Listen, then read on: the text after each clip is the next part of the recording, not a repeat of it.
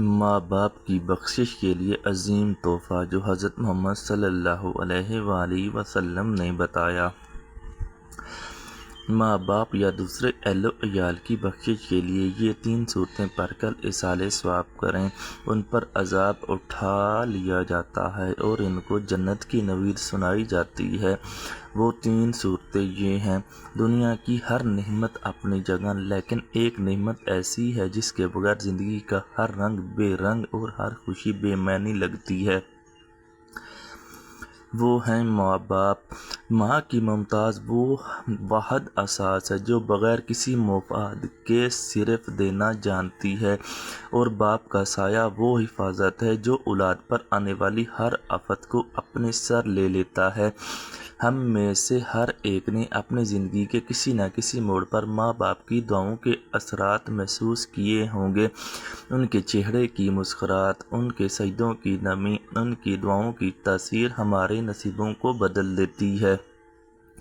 لیکن وقت کی تیز رفتار، دنیاوی مشغلے اور غفلت کا پردہ ہمیں کبھی کبھار یہ بھلا دیتا ہے وہ ہستیاں جنہوں نے ہمارے لیے اپنا سکون، اپنی نیند، اپنا آرام اور اپنی جوانی قربان کی، آج وہ ہم میں سے صرف ایک دعا کی امید رکھتے ہیں۔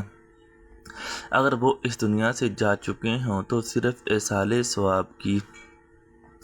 اسلام ایک مکمل ضابطہ حیات ہے جو صرف زندہ ہی کے نہیں بلکہ مرنے والوں کے حقوق اور ان کے جڑے اعمال کی بھی تعلیم دیتا ہے۔ نبی کریم صلی اللہ علیہ وآلہ وسلم نے ہمیں سکھایا مرنے والوں کے لیے کیا کرنا چاہیے، خاص طور پر اپنے ماں باپ کے لیے جو دنیا سے چلے گئے ہوں لیکن اپنی اولاد کی طرف امید بھری نگاہوں سے دیکھتے ہیں۔ ان کے لیے ایصال ثواب کرنا، ان کے درجات بلند کرنا، ان کے لیے بخشش کی دعا مانگنا، یہ سب وہ نیک اعمال ہیں جن کی اسلام میں بے پناہ فضیلت ہے۔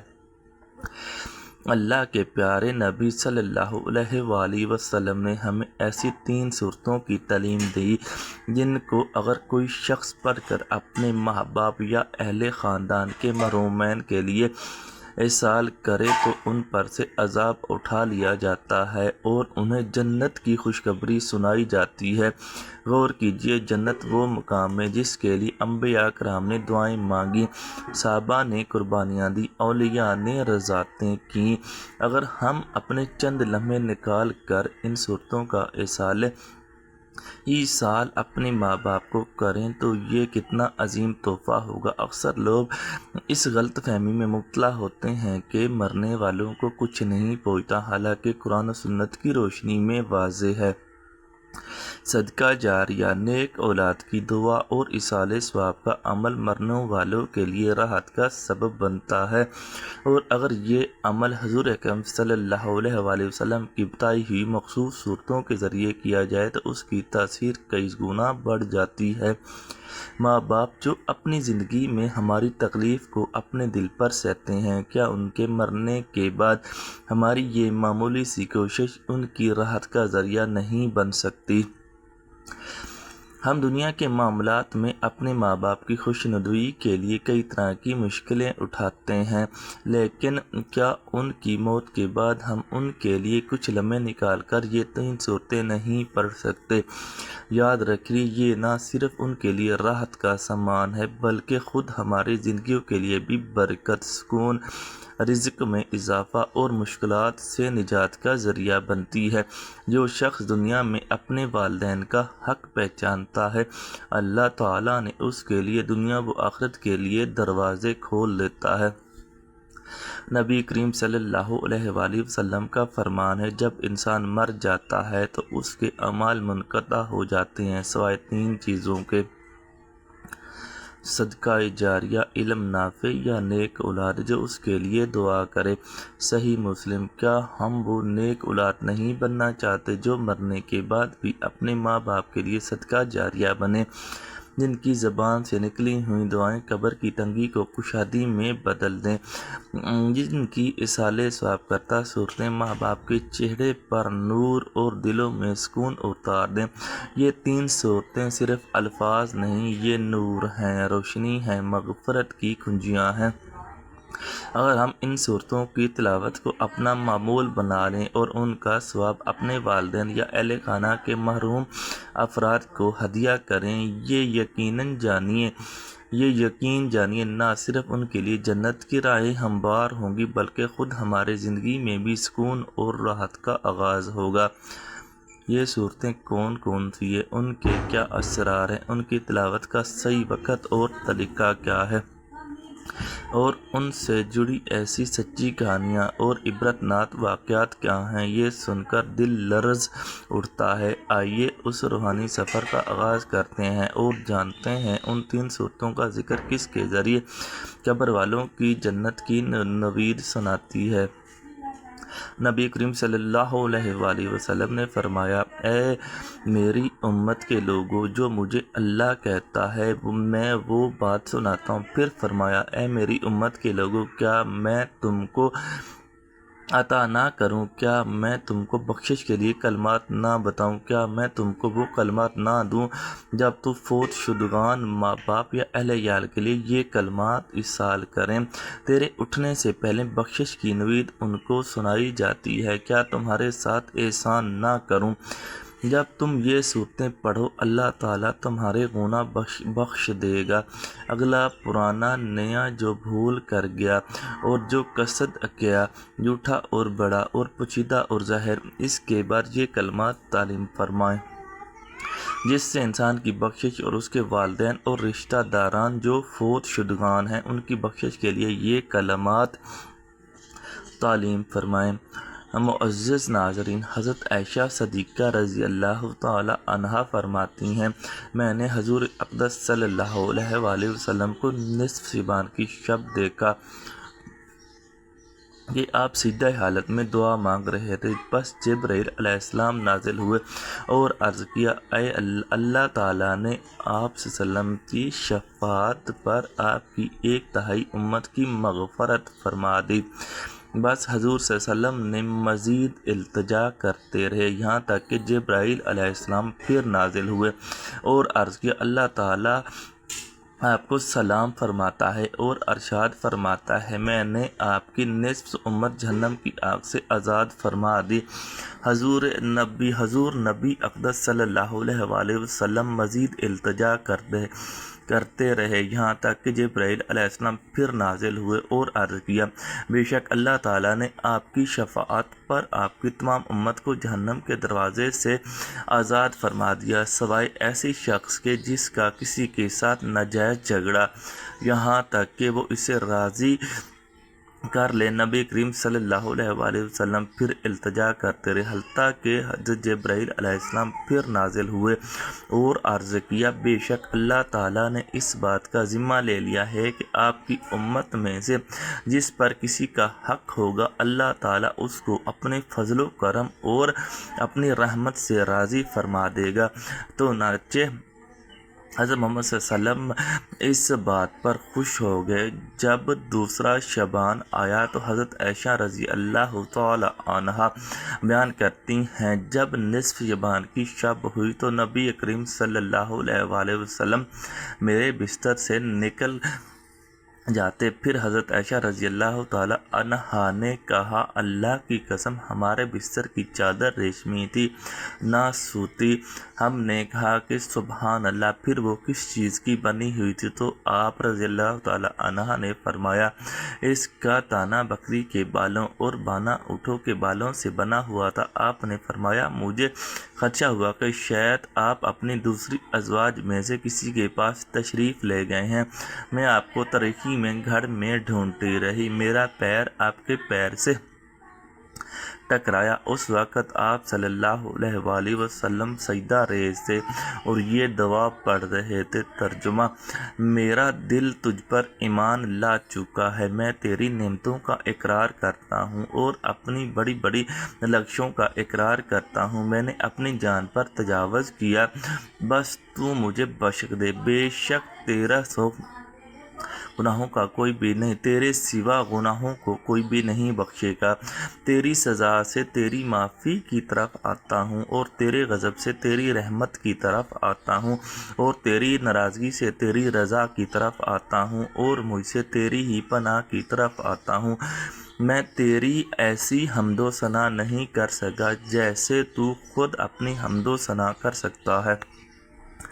حضرت عائشہ رضی اللہ تعالی عنہ فرماتی ہیں، حضور نبی محترم صلی اللہ علیہ وآلہ وسلم کھڑے ہو کر اور بیٹھ کر نماز ادا کرتے تھے، حتیٰ کہ صبح ہوگی آپ صلی اللہ علیہ وسلم کے پاؤں مبارک سوج گئے تھے۔ میں نے آپ کے پاؤں مبارک دبا رہی تھی، چنانچہ میں نے عرض کیا، آپ پر میرے ماں باپ قربان۔ آپ صلی اللہ علیہ وسلم نے اپنے آپ کو بہت تھکا دیا، کیا یہ بات نہیں ہے؟ اللہ سبحانہ وتعالیٰ آپ کے طفیل، آپ کے اگلے اور پچھلے گناہوں کو معاف فرما چکا ہے۔ آپ صلی اللہ علیہ وسلم نے فرمایا، کیوں نہیں عائشہ، اے عائشہ، تو کیا میں اللہ تعالیٰ کا شکر گزار بندہ نہ بنوں؟ کیا تم جانتی ہو اس رات میں کیا ہوتا ہے؟ میں نے عرض کیا، یا رسول اللہ صلی اللہ علیہ وآلہ وسلم، اس رات میں کیا ہوتا ہے؟ تو آپ صلی اللہ علیہ وسلم نے فرمایا، اس رات میں اس سال اولاد آدم سے پیدا ہونے والے ہر فرد کا نام لکھ لیا جاتا ہے، اور اس سال آدم اولاد سے مرنے والے ہر فرد کا نام لکھ دیا جاتا ہے، اور اس سال لوگوں کے اعمال اوپر لے جاتے ہیں، اور اس رات ان کا رزق نازل کیا جاتا ہے۔ میں نے عرض کیا، یا رسول اللہ صلی اللہ علیہ وآلہ وسلم، کیا کوئی شخص اللہ تعالیٰ کی رحمت جنت میں داخل ہوگا؟ آپ نے فرمایا، کوئی شخص بھی نہیں اللہ تعالیٰ کی رحمت کے بغیر جنت میں داخل نہیں ہوگا۔ میں نے عرض کیا، یا رسول اللہ صلی اللہ علیہ وآلہ وسلم، آپ بھی نہیں؟ آپ صلی اللہ علیہ وآلہ وسلم نے اپنا ہاتھ اپنے سر مبارک پر رکھ کر 3 مرتبہ فرمایا، میں بھی نہیں، سوائے اس کے اللہ تعالیٰ مجھے اپنی رحمت کے ساتھ ڈھانپ لے۔ حضرت شیخ عبدالوہاب رحمۃ اللہ علیہ، آپ نے ایک مرتبہ عالموں سے پوچھا، جنت میں تمام نعمتوں تو ہو گئی، بتائیں جنت میں نماز بھی ہوگی یا نہیں؟ عالموں نے کہا، حضرت جنت میں نماز کہاں سے ہوگی؟ جنت تو اعمال صالح کی جزا کا مقام ہے، وہاں اعمال صالح تکلیف کہاں سے ہوگی؟ یہ سن کر شیخ عبدالوہاب رحمۃ اللہ علیہ نے ایک سرزد آنکھ اور رونے لگے، پھر نہایت حسرت کے ساتھ فرمایا، بغیر نماز کے جنت میں کسی طرح کا چین نصیب نہیں ہوگا۔ اے میرے مسلمان بہن بھائیو، ان سعد و پاک باز روحوں سے نماز پوچھو، انہیں جنت میں بغیر نماز کے کوئی لطف نصیب نہیں ہوتا۔ امیر المومنین حضرت عثمان غنی رضی اللہ عنہ کا ارشاد ہے، نماز پنجگانہ کی پابندی کرنے والوں 9 چیزیں انعام میں ملیں گی۔ اول، خدا تعالیٰ اس کو اپنا محبوب بنا لے گا۔ دوسرا، اس کو تندرستی عطا فرمائے گا۔ تیسرا، فرشتے اس کی حفاظت کریں گے۔ چوتھا، اس کے گھر میں برکت ہوگی۔ پانچواں، اس کے چہرے پر صالحین کا نور ہوگا۔ چھٹا، اس کا دل نرم ہو جائے گا۔ ساتواں، وہ پل صراط سے بجلی کی طرح گزرے گا۔ آٹھواں، جہنم سے نجات ملے گی۔ نوواں، جہنم میں اس کو ایسے لوگوں کا پڑوس نصیب ہوگا جن کے شان نیک لوگوں کی بشارت آئی ہوگی، یعنی قیامت میں ان کو نہ کوئی خوف ہوگا نہ کوئی غمگین ہوگے۔ معزز ناظرین، یقیناً زندوں کے ساتھ اس دنیا فانی سے کوچ کرنے والے ہمارے بھائی بھی ہمارے احسان و کرم، امداد و نصرت کے مستحق ہیں، لہٰذا مبارک راتوں میں اور مقدس ایام میں ضرور انہیں بھی یاد کرنا چاہیے۔ حدیث پاک میں آتا ہے، اگر تم میں سے کوئی اپنے بھائیوں کو نفع پہنچا سکتا ہے تو وہ پہنچائے۔ بحوالہ مسلم شریف۔ اور صدقہ خیرات و تلاوت قرآن پاک، ذکر و خیر کا ثواب کسی محروم کو پہنچایا جائے تو یقیناً اس کو پہنچتا ہے اور ان کو اس سے فائدہ ہوتا ہے۔ اس پر حدیث کثیرہ شہید ہیں۔ امت مسلمہ سے کوئی بھی اس کا منکر نہیں، اور جو ممکن ہے اور یقیناً گمراہ اور مسلمانوں کا بدخواہ ہے۔ حضرت محمد صلی اللہ علیہ وآلہ وسلم نے اپنے چاچا عباس رضی اللہ تعالیٰ عنہ کو فرمایا، میں آپ کو ایسا تحفہ نہ دوں جس سے آپ کی بخشش ہو؟ کیا میں آپ کو وہ عطا نہ کروں جس سے آپ کو جنت کی بشارت ملے؟ آپ صلی اللہ علیہ وآلہ وسلم نے فرمایا، جو شخص اپنے محرومین والدین اور اپنے عزیز و اقارب کے لیے یہ 3 صورتیں پڑھ کر ان کو ایصال ثواب کرتا ہے تو ان کی بخشش کر دی جاتی ہے، عذاب قبر ان پر سے ہٹا لیا جاتا ہے اور ان کو جنت کی بشارت دی جاتی ہے۔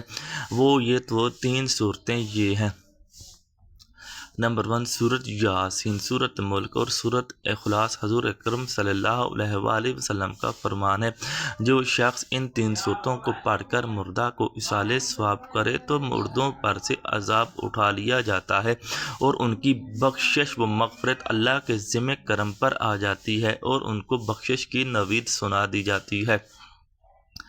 محترم ناظرین، آپ جب بھی اپنے مرحومین والدین یا عزیز رشتہ داروں کو ایصال ثواب کرنا چاہیں تو سب سے پہلے حضور پاک صلی اللہ علیہ وآلہ وسلم کی ذات اقدس پر درود پاک کا نذرانہ پیش کریں۔ درود پاک آپ کوئی سا بھی پڑھ لیں، ایک بار ثواب کی نیت سے میرے ساتھ بھی درود شریف پڑھ لیں۔ اللہم صلی علی محمد وعلی آل محمد کما صلیت علی ابراہیم وعلی آل ابراہیم انک حمید مجید۔ اللہم بارک علی محمد وعلی آل محمد کما بارکت علی ابراہیم وعلی آل ابراہیم انک حمید مجید۔ درود پاک پڑھنے کے بعد آپ وسلم نے سب سے پہلے آپ نے سورہ یاسین کی تلاوت کرنی ہے، اس کے بعد آپ نے سورۃ ملک کی، اور اس کے بعد آپ نے آخر میں سورۃ اخلاص، بسم اللہ الرحمن الرحیم، قل هو اللہ احد اللہ الصمد لم یلد ولم یولد ولم یکن لہ کفوا احد 12 مرتبہ پڑھنی ہے۔ اس کے بعد پھر آخر میں آپ نے دوبارہ درود پاک پڑھنا ہے۔ درود پاک پڑھ کر آپ نے تمام مرحومین کو اس کا ایصال ثواب کرنا ہے، اور آخر میں آپ نے ایک تسبیح استغفر اللہ استغفر اللہ کی بھی پڑھنی ہے۔ انشاءاللہ اس عمل کی برکات سے تمام مرحومین کو ایصال ثواب ہوگا اور ان کی قبر سے عذاب اٹھا لیا جائے گا اور ان کے درجات بلند ہوں گے اور ان کی بخشش ہوگی، اور اللہ تعالیٰ انہیں جنت میں اعلیٰ مقام عطا فرما دے گا۔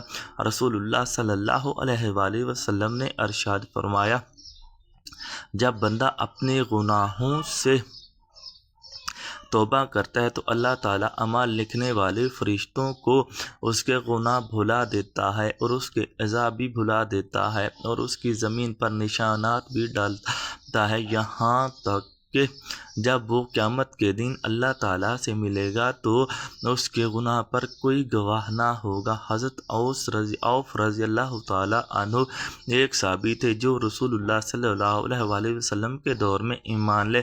ایک دن ان کا بیٹا کسی ماہ میں پڑ گیا تو کئی دن تک واپس نہ آیا۔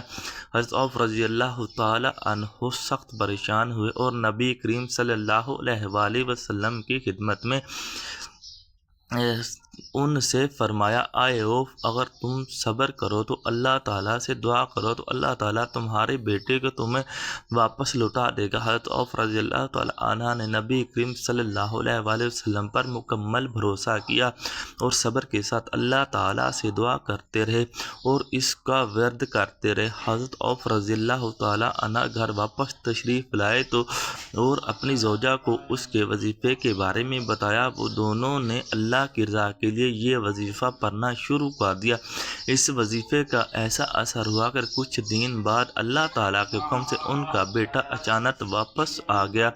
جب لوگوں نے اس سے پوچھا وہ کیسے بچ کر آیا تو اس نے بتایا، میں قید میں تھا، ایک رات اچانک میری قید کی رسیاں کھل گئی، راستہ صاف ہو گیا اور میں بحفاظت گھر پہنچ گیا۔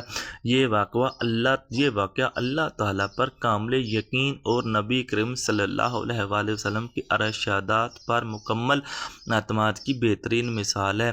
حضرت عوف اشجعی رضی اللہ تعالیٰ عنہ اور ان کے بیٹے کے واقعہ سے ہمیں یہ سبق ملتا ہے کہ جب ہم سچے دل سے اللہ تعالیٰ پر بھروسہ کرتے ہیں اور صبر سے کام لیتے ہیں تو اللہ تعالیٰ کے آخری نبی حضرت محمد صلی اللہ علیہ وسلم کے تعلیم کیے گئے کلمات کو دل اور اخلاق کے ساتھ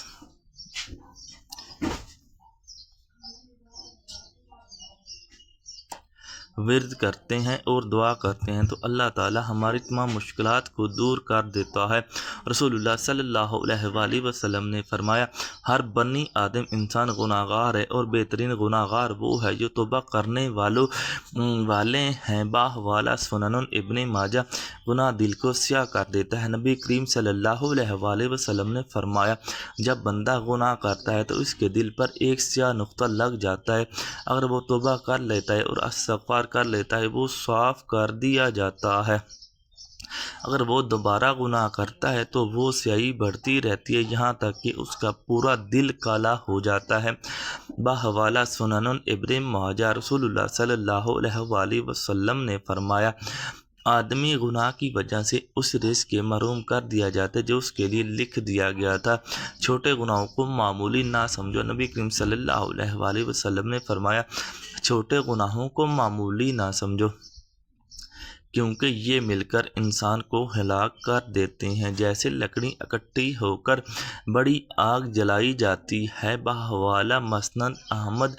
رسول اللہ صلی اللہ علیہ وآلہ وسلم سے پوچھا گیا، کون سا عمل سب سے بہتر ہے؟ تو آپ صلی اللہ علیہ وآلہ وسلم نے فرمایا، تمہاری زبان ہمیشہ اللہ کے ذکر میں تر رہے۔ ذکر کرنے والوں کو اللہ کو یاد رکھتا ہے۔ اللہ تعالیٰ فرماتا ہے، تم میرا ذکر کرو میں تمہیں یاد رکھوں گا۔ ذکر الہی سب سے افضل عمل ہے۔ ذکر الہی سے دل کو سکون دیتا ہے۔ اللہ تعالیٰ نے قرآن مجید میں ارشاد فرمایا، جان لو اللہ کے ذکر سے دلوں کو سکون ملتا ہے۔ رسول اللہ صلی اللہ علیہ وآلہ وسلم نے فرمایا، جو شخص سبحان اللہ وبحمدہ 100 مرتبہ کہے اس کے سارے چھوٹے گناہ معاف کر دیے جاتے ہیں، خواہ وہ سمندر کی جاگ کے برابر ہی کیوں نہ ہوں۔ بڑے گناہوں کے لیے توبہ استغفار لازم و عظیم حاجت ہے اور اللہ تعالیٰ مہربان رحمان رحیم اور بخشنے والا ہے۔ میری اللہ تعالیٰ سے دعا ہے کہ اللہ تعالیٰ میرا سنانا اور آپ کا سننا اپنی بارگاہ میں عالیہ میں قبول و مقبول منظور فرمائے اور مانگا مقدر فرمائے، جو نہیں مانگ سکے بن مانگے عطا فرمائے۔ اللہ تعالیٰ نیکی کی بات کو سننے سمجھنے اور اس پر عمل کرنے کی طاقت اور توفیق مرمت فرمائے۔ ناظرین، اگر آپ کو آج کی یہ ویڈیو اچھی لگی ہو تو ویڈیو کو لائک شیئر اور کمنٹ سیکشن میں اپنی رائے کا اظہار ضرور کریں، اور آپ سے گزارش ہے کہ اللہ تعالیٰ کے ناموں میں سے کوئی ایک نام کمنٹ سیکشن میں ضرور شیئر کریں۔ اللہ تعالیٰ ہم سب کا حامی و ناصر ہو، ہماری دعاؤں میں یاد رکھنا۔ جزاک اللہ خیر۔